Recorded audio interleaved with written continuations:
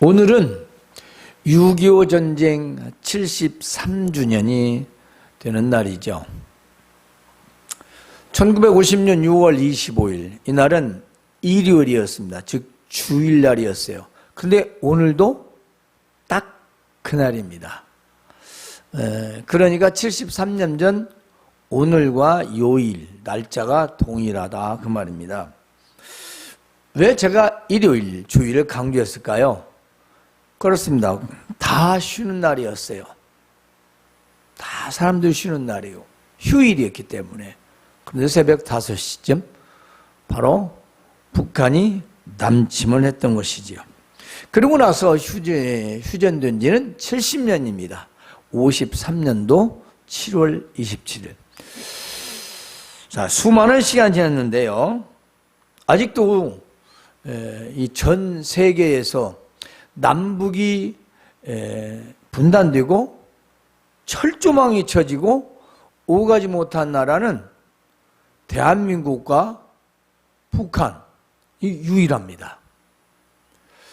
물론 분단 국가가 없지 않아 있긴 했어요. 그래서 중국과 대만, 키르기스랄지 이런 데도 나눠 짓긴 하지만 우리처럼 철조망 치고 언제 쳐들어올지 모르는 그런 전쟁의 위험으로 있는 휴전이 되어 있는 정전이 아닌 휴전이 되어 있는 국가는 전 세계에서 유일하게 지금 우리가 사는 이 땅이에요. 그럼에도 불구하고요, 아주 어떤 일이 있었느냐 는 듯이 아주 안일하고 나태하게 살아가는 사람들이 상당히 많습니다. 특별히 전쟁을 모르는 세대들은 더 그러겠지요. 그런데요, 왜 이처럼 전쟁을 하는 걸까요? 왜 북한에서 남한을 쳐들어오고 왜 러시아에서 우크라이나를 침공하고 무엇 때문에 그럴까요? 바로 땅을 차지하기 위해서입니다. 영토 확장이죠. 그래요, 결국은. 그러나 어떻게 승리하든 이 땅의 승리는 완전하지 못합니다. 결국 반드시 그 다음 보복이 있기 때문인 것입니다. 따라서 지금 우리가 이 땅에서 사는 동안 나라와 민족과 평화 통일을 위하여 기도해야 할 것입니다. 기도해야 된다는 거죠. 바로 살아계신 하나님께 기도를 해야 됩니다. 우리가 이런 우리가 분단 국가에서 살면서 우리가 안일하고 나태하고 이런 긴장을 풀고 살아간다면 어떻게 되겠습니까? 결국 우리 마음에서 경계를 늦추게 되면 그건 한순간입니다. 사람이 어떻게 알겠느냐 하지만 지금은 더 잘합니다. 사람들이 아무리 최첨단 무기를 가지고 있어도 전쟁이 일어날 수 있습니다. 이런 상황에서도요, 수많은 사람들이 자기 계획과 목적을 이루고 성공하여 스스로 자신을 높이 세워지기를 원하며 살아가고 있습니다. 과연 우리 인간은 스스로 얼마나 높아질 수 있을까요?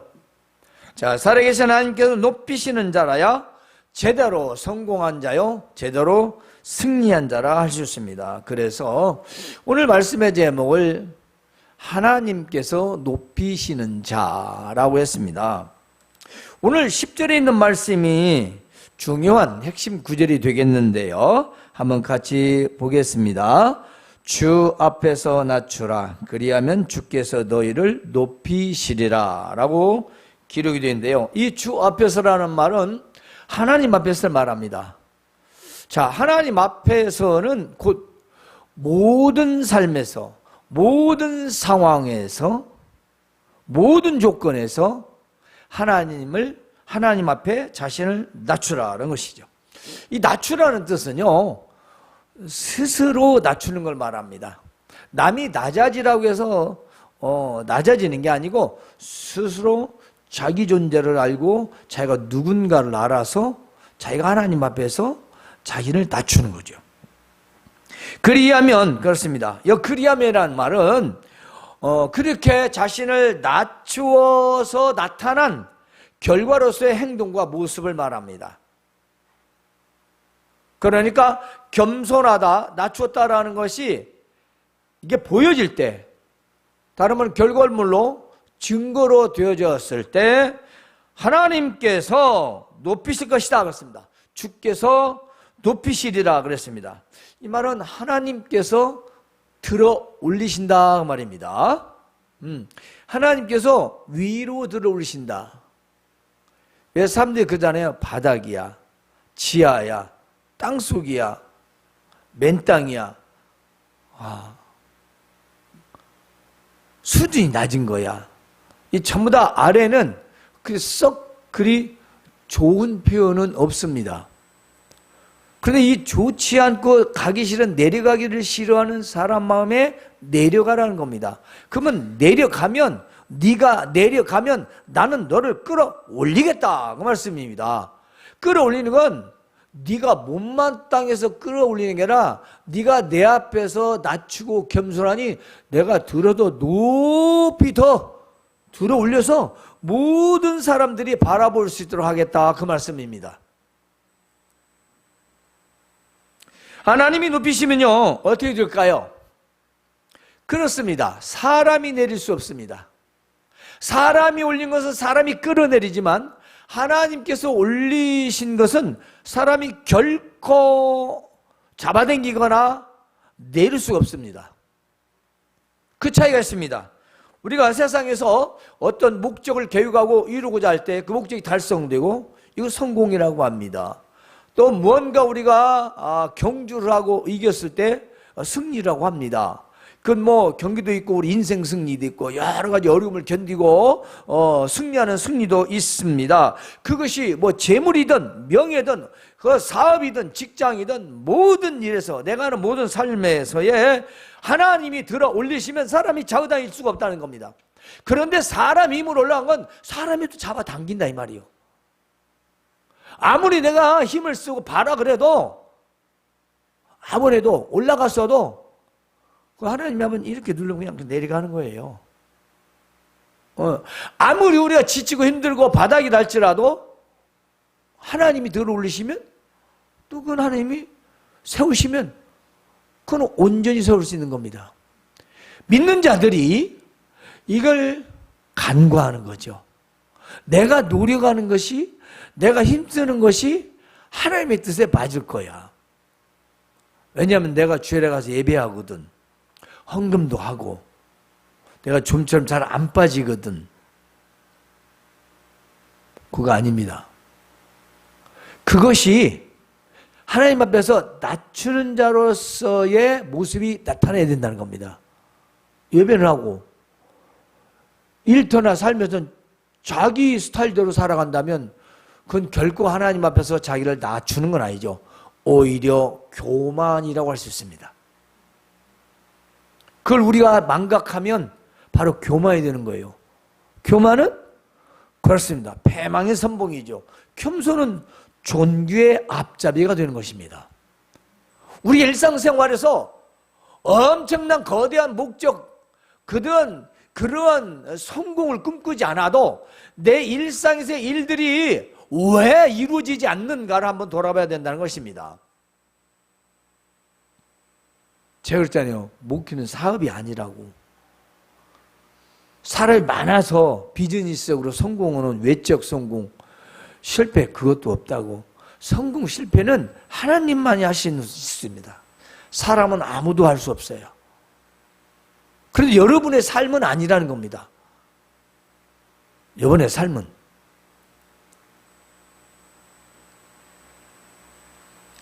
그렇다면 하나님께서 높이시는 자는 누굴까요? 그렇습니다. 겸손한 자입니다. 겸손하다라는 말 뒤에 다음에 오늘 말씀에 보면요, 이렇게 기록되어 있습니다. 한번 우리가 읽어보실까요? 7절에 그런즉 너희는 하나님께 복종할지어다 그랬습니다. 그 앞서 있는 말씀이 그러나 더욱 큰 은혜를 주시나니 그러므로 일렀으되 하나님이 교만한 자를 물리치시고 겸손한 자는 은혜를 주신다 하였느니라. 그러니까 너희는 하나님께 복종하라 그랬습니다. 자, 우리가 하나님께 복종한다라는 말을 잘못 이해하면 안 돼요. 하나님께 복종하라니까 자기가 상상하는 생각의 하나님을 복종하라 이렇게 생각하시는 분들이 많이 있어요.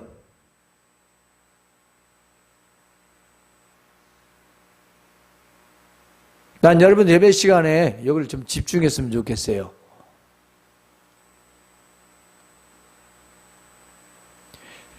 복종하라는 건 제가 지금 이 하는 말을 여러분에게 조금 전에 잘 들었으면 좋겠습니다 했을 때 그대로 따르는 겁니다. 즉 하나님의 말씀을 내가 잘 듣고 따르는 게 복종이에요. 그러니까 어느 때 안에 마음에 들면 좀 믿음 있는 것 같이 행하고 마음에 안 들면 자기 스타일로 해버리고 그건 복종이 아니라는 거죠. 그건 낮추는 게 아닙니다. 우리 신앙생활에서 이런 섬세함이 왜 필요하냐? 우리의 삶이 하나님 앞에서 높이 쓰임을 받냐? 아니면 저 바닥에 사느냐? 그 말입니다. 따라서 하나님께 복종하는 자는요, 하나님의 말씀을 따르는 태도를 말하고 있습니다. 그래서 하나님 앞에서 자기를 낮추는 자는요, 스스로 낮아지는 행동을 합니다. 스스로 낮아지는 언행을 하게 됩니다. 즉 우리의 언행심사가 하나님 앞에서 스스로 누가 낮춰서 아니라 그 말씀을 듣고 순종해서 따르는 그 복종함, 바로 그것이 낮추는 자입니다. 자기를 낮추는 것은 하나님과 사람 앞에서 겸손의 모습과 행동의 결과입니다. 척이 아닙니다. 그런 척, 이런 척, 제었잖아요. 국회의원들의 거짓말, 검토, 생각해본다, 심사숙고한다, 다 거짓말이라고, 아니라고, 못한다, 그런 뜻이라고 하잖아요. 그건 남 듣기 좋게 하는 말이지. 신중히 검토하겠습니다. 그건 조금 더 미안하니까 생각 한번 해보겠다, 그 뜻이고, 결론이 안 하는 겁니다. 그게 뭐냐, 우리 행동을 옮기는 대로 표현을 하자면 하나님 말씀을 들었는데 검토해보겠습니다, 신중히 검토하겠습니다, 고려해보겠습니다, 그런 태도가 똑같다는 거예요. 그걸 누가 알아요? 양심도 알고 하나님도 알아요. 우리 양심에도 알고 하나님도 알아요. 들어놓고 안 해요. 그건 하나님 앞에서 뭔 복종입니까? 그건 절대 아니죠. 아, 그거요, 제가 형편상 하고 싶은데 짬이 안 나서 안 됐네요. 그러니까 복종이 아니라고요. 내가 그렇게 하려고 하는데 도저히 참을 수 없어가지고, 예. 그거 뭐예요? 그것도 복종이 아니에요. 하나님 말씀에 우리가, 언행심사를 그분 앞에서 행동으로서 나타날 때에 바로 그것이 낮췄다라고 할 수 있는 것입니다. 그렇습니다. 그래서 교만한 자를 우리가 먼저 보면은, 마귀에게 복종하는 자입니다. 자, 조금 전에 겸손한 자는 어떤 행동이냐? 바로 하나님을 가까이에서 나타나는 그런 행동들이었습니다. 그러니까 하나님의 말씀 들었을 때 그걸 행동으로 우리가 나타낼 수밖에 없죠. 순종하니까, 복종하니까. 그렇지 않습니까? 하나님을 가까이 하고 하나님 앞에 말씀으로, 하나님의 말씀으로 가까이 하다 보니까 그 말씀 의지해서 그런 행동이 나올 수밖에 없어요. 그런데 교만한 자는 하나님 말씀 듣지 않아요. 누구 말 듣습니까? 마귀의 말을 듣는 겁니다. 그래서 마귀에게 복종하는 자예요.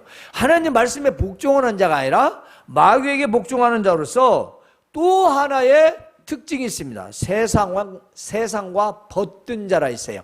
이 세상과 벗든 자는요, 의미적으로는 어떤 거냐?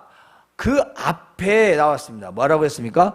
가늠한 여인들아. 즉 가늠한 여인들이 세상과 벗든 자라는 겁니다. 자, 가늠했다는 건 뭐죠? 우리가 단적으로 자기의 사랑하는 사람이 있는데 다른 사람을 사랑했거나, 그렇죠, 또 자기가 살고 있는 그 부부간에 외에 다른 사람과의 정을 통했거나 육체적인 관계를 통해서 그리고 마음이나 온 모든 걸 다 포함해요. 요즘은 정신적인 것까지 다 포함이 돼요. 그래서 내가 사랑해야 되고 내가 함께 살 사람의 다른 누군가와 사랑을 나눈다? 그것이 정신적이든 육체적이든 그다음에 그것은 간음이죠. 그렇죠? 자, 그런데 이 간음한 여인과 같은 자가 세상에 벗된 자인데요. 자, 세상이 벗이 되고자 하는 자는 어떤 사람입니까? 세상과 친구, 세상과 우정을 나누는 사람, 세상과 사랑하는 사람. 즉 이게 무슨 뜻이냐? 세상의 체계에 내가 편승해서 살아가는 걸 말합니다. 다시 말하면 우리가 하나님을 사랑한다고 하잖아요. 그리스도를 사랑한다고 합니다. 주님을 사랑한다고 해요. 그런데 세상을 쫓아가요. 그래서 가늠한 여인들아 라고 했습니다.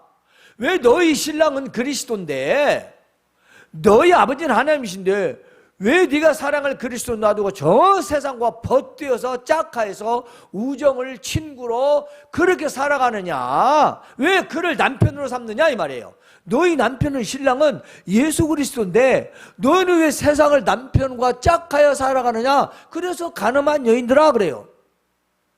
여러분들은 혹시나 속으로 내가 뭐 신앙생활은 뭐 세상에서 뭐 가다가 이럴 수도 있고 저럴 수도 있고 할 수 있다고 생각하는 사람은 이미 가늠한 사람이에요.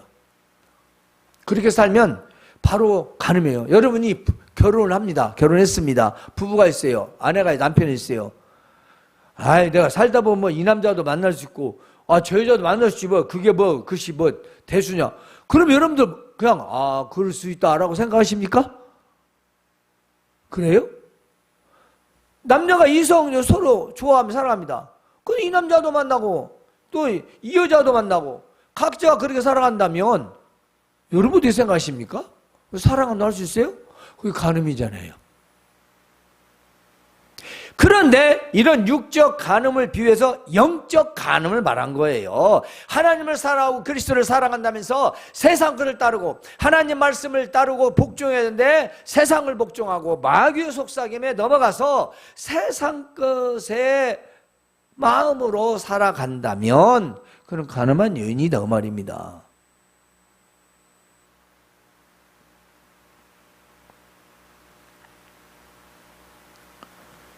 그래서 결국 이 사람은요 세상 사람으로서 살아가는 사람이에요. 그러니까 믿는 자는 맞은데 세상 사람으로서의 사람. 그리고 이 사람은 하나님과 대립하여 사는 사람입니다.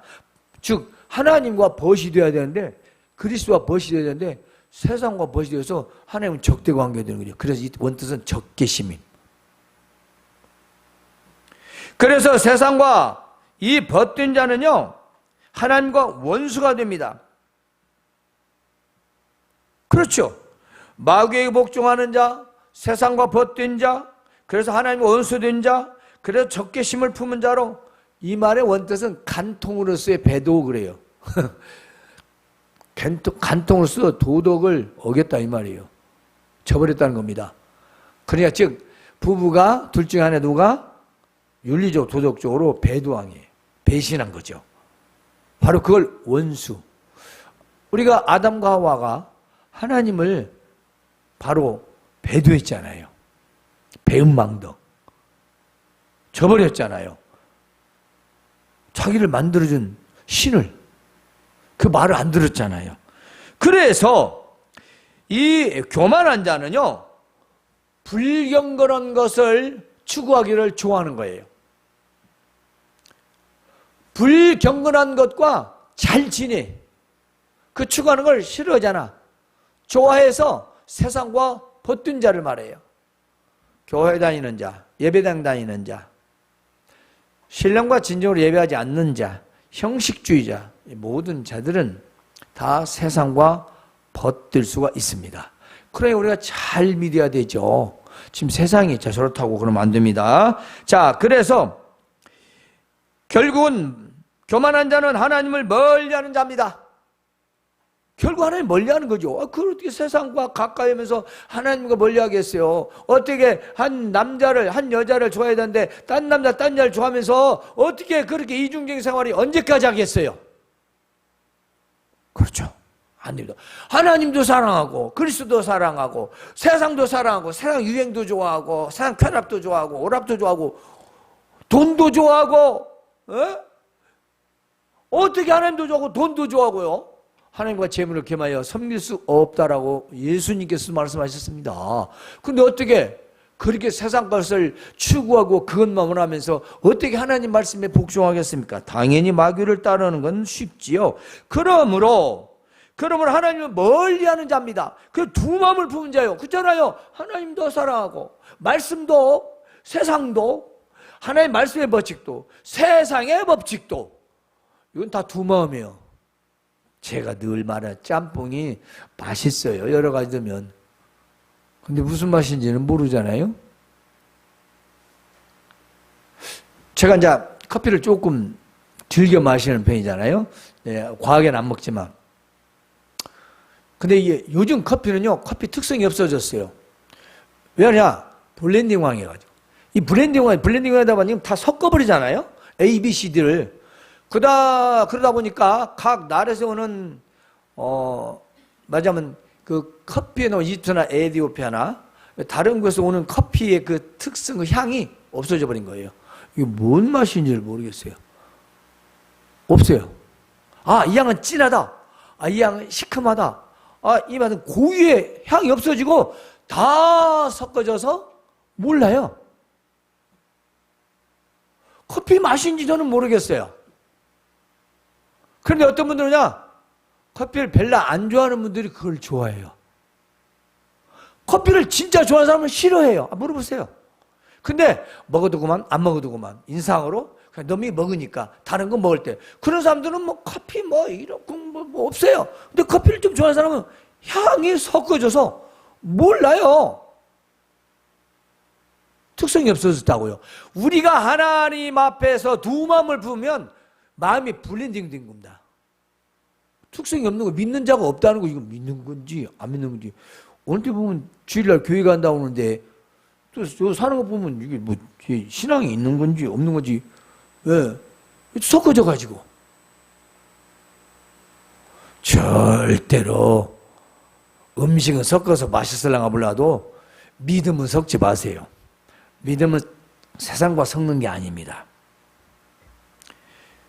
그러면 하나님께서 높이신 자가 되려면 어떻게 할까요? 자, 문제는 바로 하나님이 높이신 자가 되는 건데 겸손하여 하나님께 복종하라는 것입니다. 그냥 복종이 아니고 나를 낮춰서 하나님 말씀에 복종하라는 것입니다. 그렇습니다. 우리가 하나님 말씀을 복종하게 될 때요, 마음이 강하고 담담이 생깁니다. 그래서 두 번째로요, 마귀를 대적할 수 있어요. 에? 하나님께 복종하지 않으면 마귀에 복종한다고요. 하나님께 복종할 때 마귀를 자연스럽게 우리가 이길 수 있는 겁니다. 물릴 수 있는 거예요. 마귀가 도망간다고요. 보면 마귀가 피하리라 그래요. 너희가 나한테 복종하고 마귀를 대적하면 마귀가 대항하는 게 아니라 마귀가 피한대요. 마귀가 피한대요. 마귀는 우리의 삶을 아주 복잡하게 만듭니다. 망하게 합니다. 때로는요, 단짠을 줬어요. 입맛을 땡기고 먹게 하지만 결국은 성인병을 유발하게 하듯이 우리를 맛있는 걸로, 입맛 돋는 걸로, 우리의 구미를 돋는 걸로, 돈으로, 그리고 이성으로, 오락으로, 물질로 우리를 잡아당깁니다. 낚깁니다. 수입 있게 합니다. 유익 있게 합니다. 재밌게 합니다. 즐겁게 합니다. 잘 되게 합니다. 그런데 그게 뭐예요? 바로 마귀에게 코가 낀 겁니다.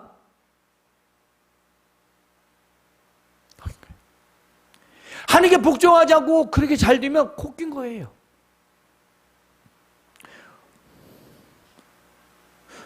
세 번째로는 하나님 앞에서 자신을 낮추라는 것입니다. 다음 하나님께 가까이 하라는 것입니다. 그리고 하나님 마음을 성결하게 하라는 것입니다. 이걸 종합해 보면요, 즉 하나님의 말씀에 복종하고 겸손하여 하나님을 가까이 하고 죄를 짓지 말라, 그 말씀입니다. 착하고 의롭고 선하게 살아라는 거죠.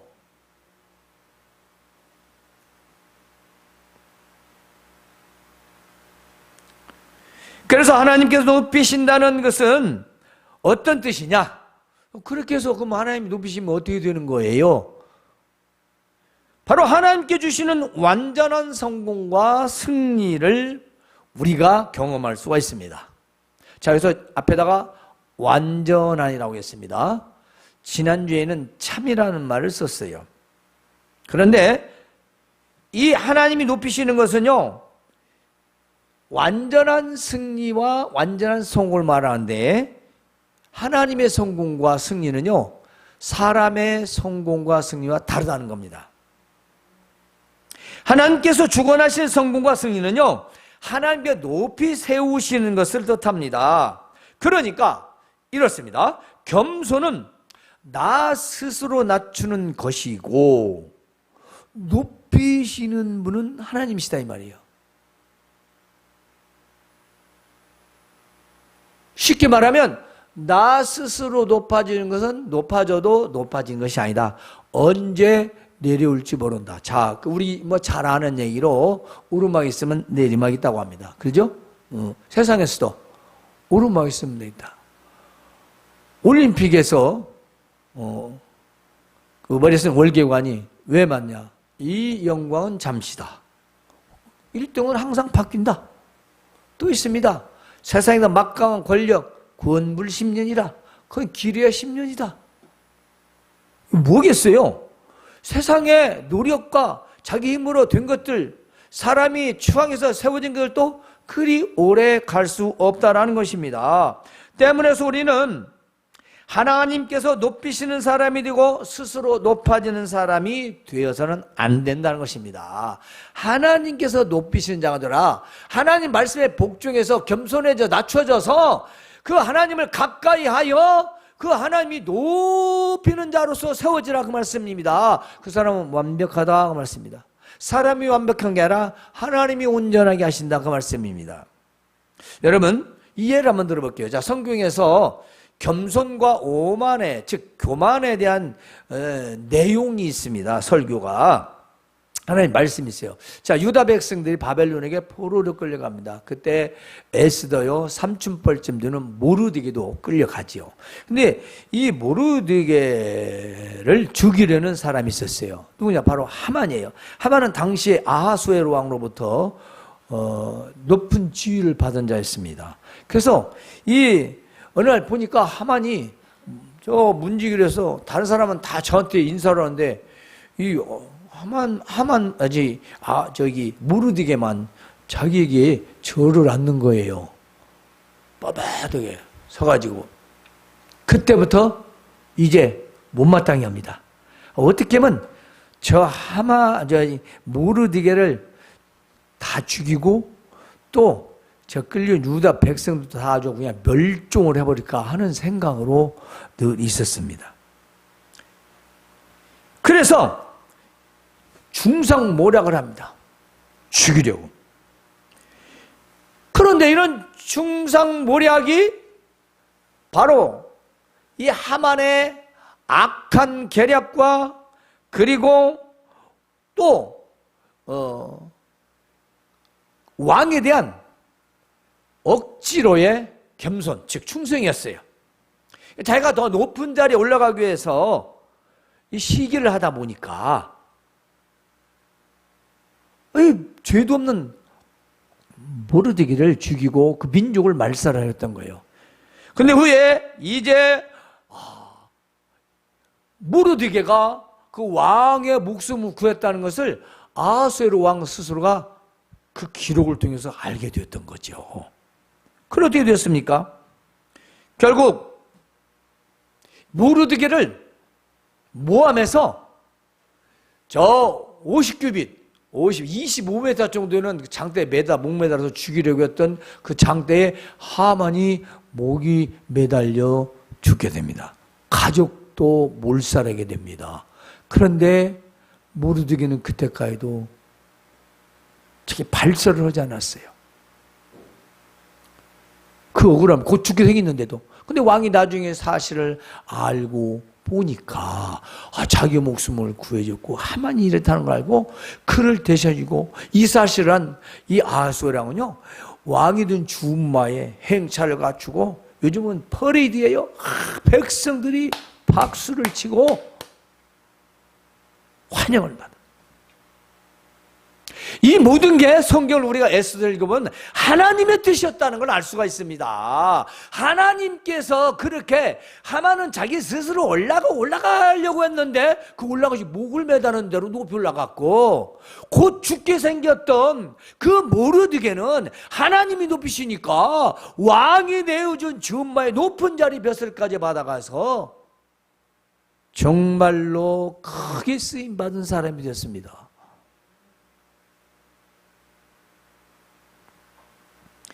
그래서 이 높은 자리도 하나님이 주신 자리지 사람이 준 자리가 아니에요. 누가 됐든지 간에 믿는 자는 높은 자리에 올라갔을 때 아래라는 겁니다. 하만을 생각해야 돼요. 그런데 우리도 마찬가지입니다. 우리 삶에서 뭔가 잘 된다, 뻑입니다. 교만합니다. 자기가 금방 뭔가 다 한 것 같이 싹 자기 만족에 빠집니다. 하나님의 감사가 없습니다. 그러면 하만이 되는 거예요. 하만이 되는 거예요. 스스로 교만해진다 이 말이에요. 결과는 뻔할 뻔짜죠. 겸손은 존귀의 앞잡이고 교만은 멸망의 패망의 앞잡이라고 하잖아요. 선봉이라. 교만하지 말라는 겁니다. 자, 오늘 말씀에서요 주 앞에서 낮추라고 했습니다. 그러면 하나님께서 높이신다라고 했는데, 자, 우리는 매스컴을 통해서 일부 연예인들의 아주 그 호화스러운 생활, 그리고 뭐 연봉이 몇 억도 아니고 100억, 200억 원의 일타 강사, 듣기만 해도 맥 빠집니다. 그러죠? 또 일부 유튜버들의 그 한 달에 몇십억, 수억 수입, 그리고 뭐 주식이나 가상화폐 등 이런 것들을 그 많은 수입을 들을 때 나는 왜 이 정도로밖에 살지 못할까? 나는 왜 그러지? 나는 흙수저라거나 하면서 이런저런 생각들을 하겠죠. 그리고 나도 저들처럼 어디 살 수 없을까? 생각할 겁니다. 그런데요, 잘 들어보세요. 우리가 돈을 많이 가지고 있는 것, 며칠 전 타이타닉, 이 타이타닉 관광 잠수정이 타이탄이라고 하더라고요. 국제적으로 부유층입니다. 아주 5명이 해저 4,000m 정도를 내려갔는데 실종이 됐어요. 근데 그제 뉴스에 어떻게 나왔냐면 저는 모두 사망했대요. 왜냐? 잠수정이 잔해가 여기저기 흩어져 있던 거예요. 이 원인은 뭐로 보냐? 수압을 견디지 못해서 찌그러져서 폭발했을 거라고 추정을 합니다. 이 찌그러졌다는 말은 그 4,000m 정도라면은 약 7,300톤 정도의 압력이래요. 그럼 그 무게가 어느 정도냐? 에펠탑이 7,300톤이란 말. 프랑스에. 그 7,300톤이 1톤도 아니고 그 수화병이가 그 압을 못 견뎌서 찌르잡고 그냥 터져버렸다는 거예요. 그런데 이 숨진 5명은 어떤 사람들일까요? 잠시 볼까요? 파키스탄 재벌의 부자입니다. 근데 아버지는요 48살, 아들은 19살이에요. 그리고 이 관광사를, 잠수정을 운영했던 운영사 대표 러시라는 사람, 최고 경영자, 시위자 대표입니다. 이 사람 61살입니다. 그리고요 또 해양 전문가가 77세 하나 있었고 영국 국적의 억만장자가 58세인데 함께 탔대요. 그런데 이 탑승비 여러분이 알다시피 뉴스 들었죠? 1인당 얼마인지 아세요? 혹시 알아요? 집사님 알아요? 1인당 탑승비가요? 아니, 광철군 알아요? 1인당 탑승비가 얼마인지 알아요? 잠수정? 안 물은 건 다 보네. 내가 그래서 우스갯소리로 아니 얼마나 돈이 많으면 죽을 때 3억씩을 쓰고 물속에 가서 그렇게 죽냐. 들으면 서운하게 알아. 죽으면 안타깝지만 너무나도 위험한 일을 돈으로서 누리려고 했잖아요. 세상 사람 해보지 못한 단 5명만. 그렇죠? 에? 그게 아마 성공했다면 또 다른 사람도 갔겠죠. 그렇지만 첫 임무잖아요. 첫 번째로 하는 거잖아요.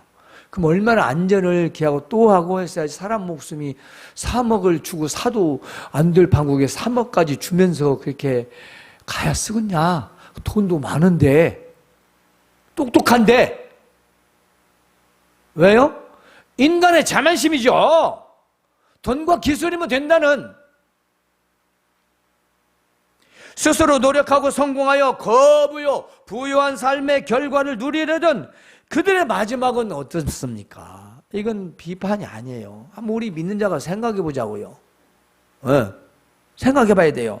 다음에는요, 또 한 사람 얘기를 할게요. 이게 뭐냐면, 우리 인생의 그 불우한 환경과 삶을 극복하고 노력해서 스스로 성공하고 대중들에도 알려지고 승리를 외치고 아주 유명한 사람이 되었던 바로 최성봉 이야기입니다. 여러분 아시죠? 보육원에서 탈출해가지고 거지로 껌파리 하면서 23년 6월 20일 별명이 한국의 폴버처라고 합니다. 하는요, 폴버처. 예. 세계적인 성악가, 테너. 고아로서의 이런 성공은 그 많은 사람들에게 희망의 아이콘이었지요. 유명으로 넬라 판타지합니다. 바로 2011년도에 TVN에서 코리아 갓탤런트 시즌 1승 준우승자가 된 후로 알려지게 되었고, 그런데 그 얼마나 많은 것을 누리고 그랬습니까? 근데 갑자기 거짓 암투병 논란이 되자, 오, 진짜인 줄 알았어요. 많은 사람들이 거기다가 후원 내줬어요. 근데 알고 보니 이게 진짜가 아니고 거짓말이었어요. 그래서 결국은 잘못을 시인하고 자기가 어떻게든 후원금을 갚겠다고 해서 알바를 해서 다 갚았대요. 그리고 유서를 쓰고 숨졌습니다. 뉴스를 공개했더라고요. 미안하다고, 죄송하다고. 최고의 행복을 누렸는데 죽음으로써 죄를 대신하겠다. 사죄하겠다. 여러분 어떤 생각이 드세요? 이런 얘기를 들으면. 이게 아까는 굉장히 자수성가 돈 많이 번 부자들 얘기고, 예, 또 아버지로부터 이어받는 또 그런 재벌 1, 2세들 얘기인데, 이 사람은 정말량 애쓰고 노력하고 그렇게 힘을 다해서 살았건만 그 승리와 성공이 뭐냐고요, 결과적으로. 무슨 생각 드세요? 세상에서 불우한 인생과 고통과 역경을 이겨내서 대한민국 또는 해외까지도 신도림을 가져왔던 최성봉은 굶기를 밥 먹듯 거지처럼 살아온 인생 승리다 생각했는데 이제 스스로 죽음의 생을 마감했습니다. 인생의 승리 결과는요, 실망과 좌절과 낙심과 죄책감, 자책감을 견디지 못하고 비참한 안타까운 결과를 가져왔습니다. 왜 그럴까요? 무엇이 그를 죽게 했을까요? 하나님 없는 인간 승리는 결과를 알 수가 없습니다. 장담할 수 없습니다. 하나님이 없는 성공은요, 마지막을 장담할 수 없습니다. 하나님이 없는 그 어떤 명예도요, 마지막을 장담할 수 없습니다. 제가 높아지고 훌륭하고 똑똑하고 아무리 잘나도 한순간 사람이 애써 올라간 건 사람이 지킬 수가 없어요. 나이가 먹지요. 대중들이 알아주지 않죠. 인기가 떨어지면 전부 다 여인들은 거의 다 자살합니다. 허무함 때문에. 그 인기를 누리던 그 감정이 외로움, 그리고 실망감, 낙심, 우울, 결국은 그래서 생을 포기하는 거예요. 왜냐? 하나님이 없기 때문입니다. 믿는 자도 있다고요? 믿는가는 몰라도 그 안에는 하나님이 없기 때문입니다. 성도 여러분, 세상에서 여러분의 계획과 목적이 온전히 성취되어지고 높아지시길 원하십니까?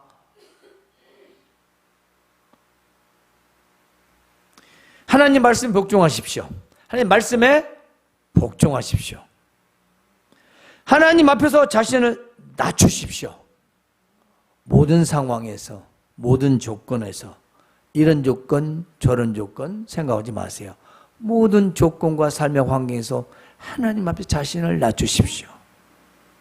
그리고 하나님을 가까이 하십시오. 다시 강조합니다. 하나님 말씀에 복종하시고 하나님 앞에 낮추시고 하나님을 가까이 하는 삶을 사십시오. 그러면 여러분은 반드시 이 땅에서 하나님께서 높이 들어서시는 자가 되어 있을 것입니다. 하나님 아버지를 감사합니다. 오늘 우리 이 땅에서 하나님이 높이 세우시는 자가 되자고 했습니다. 사람이 스 높아진 자는 또 누군가가